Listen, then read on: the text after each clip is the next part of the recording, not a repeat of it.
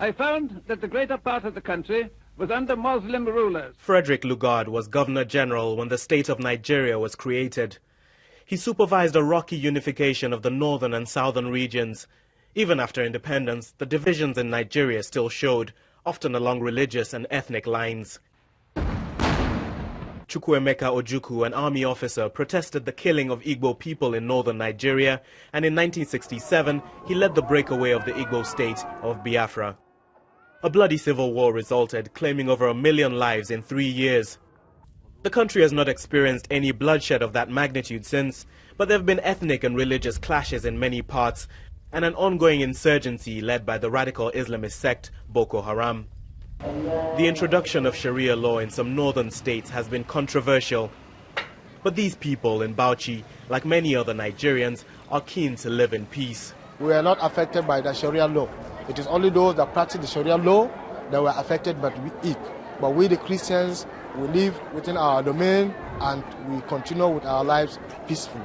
Nowadays that the politicians are really out, using the youth negatively for their own selfish interest.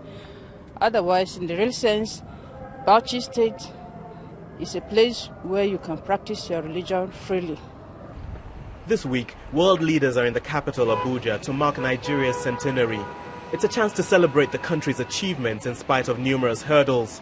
I think it's very clear from the last 100 years that the bringing together of before the merging of very disparate peoples has been an overwhelming success. There has a vibrancy in the last 100 years, significant progress. There are clearly challenges. The glaring problems around the country have led some to cast doubt over its future. This government is throwing money at militants to keep them quiet. Can't do anything about Boko Haram. The country will disintegrate of its own accord if we don't seize the initiative. The suggestion of a breakup of the nation is contentious because of the bitter taste left by past events. Nigeria is experiencing steady economic growth, largely because of its oil, which some feel is holding the country together.